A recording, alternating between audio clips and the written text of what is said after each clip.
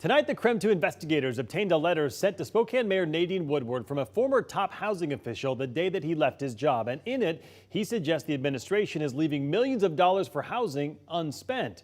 We now have a copy of that letter. Former Director of Neighborhood Housing and Human Services John Hall sent the letter on his final day at the city. He resigned in September, just 3 months after the mayor appointed him to that position. He accepted a position in Virginia. In an exclusive interview with KREM 2, Hall says he did not leave because of how he was treated at City Hall. At the end of the day, I decided it would probably be in the best interest for my career.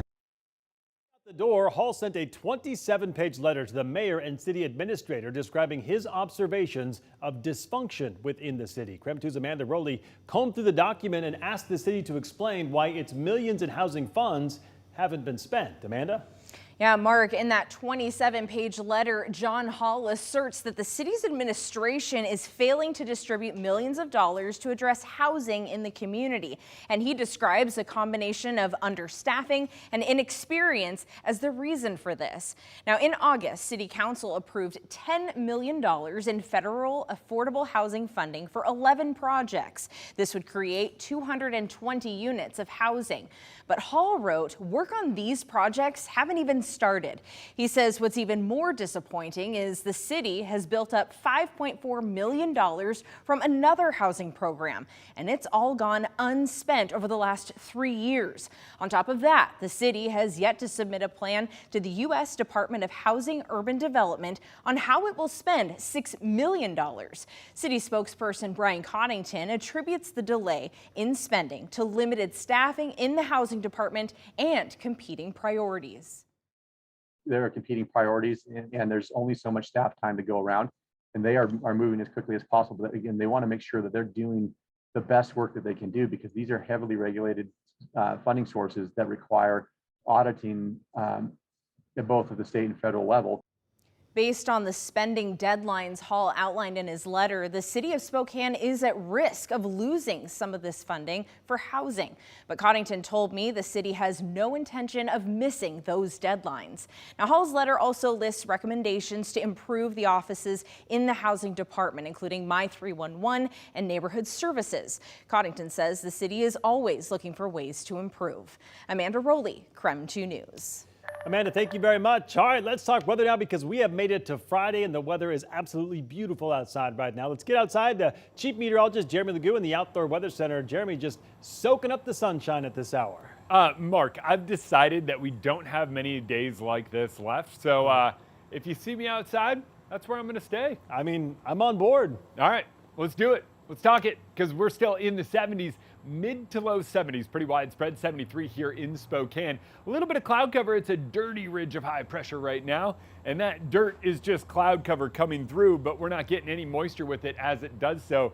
Over the weekend, we remain in the mid 60s both Saturday and Sunday. Remember, we talked a bit of a breeze? I still think that's going to happen. I don't think it's enough to be like, oh, it's windy. I think it's enough to just say, hey, we have a bit of a breeze. Sunday, that breeze eases, but as we head through the next few days, keep in mind, our average temperatures this time of year fall from the upper 50s to the mid 50s. We fall from the mid 70s to near 70 in the next week to come. Coming up, we're talking an eventual pattern shift and why you're going to want to enjoy this while it lasts. All right, sounds good, Jeremy. We'll check back in with you later in the broadcast.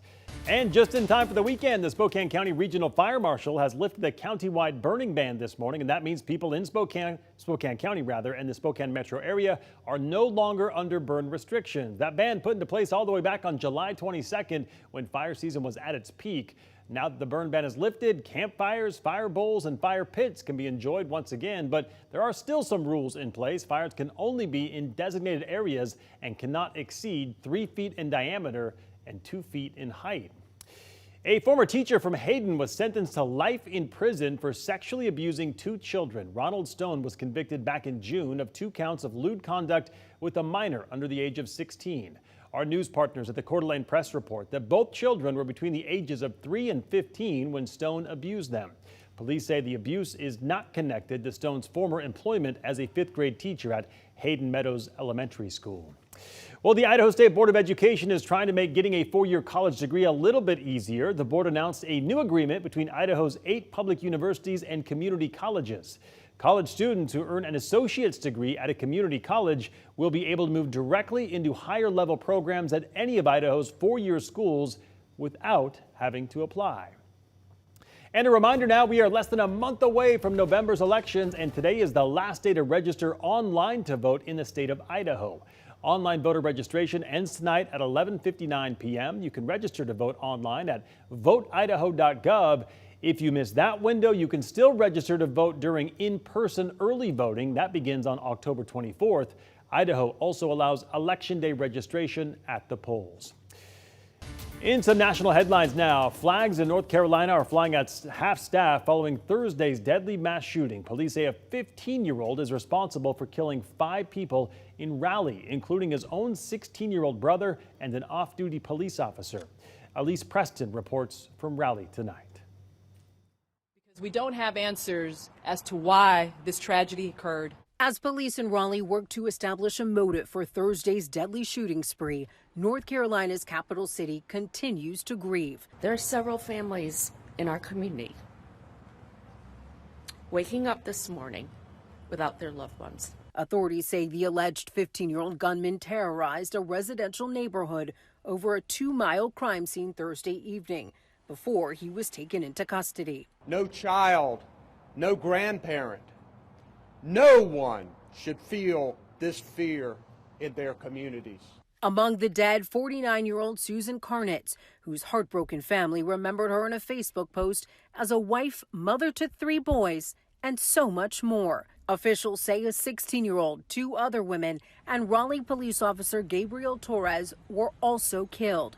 Torres was on his way to work at the time. Just this week, at least 7 officers have been wounded and 5 killed in the U.S. Leaders here in Raleigh say they are determined to end gun violence. I know that brings us all sadness and anger. We have to do something.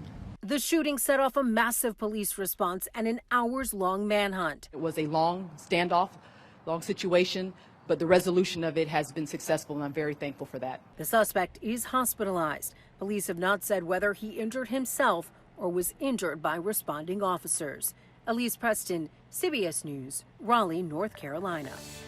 All right, still ahead tonight, it is another round of high school football in the Northwest. And coming up after the break, our sports director, Travis Green, is in to preview all of tonight's games.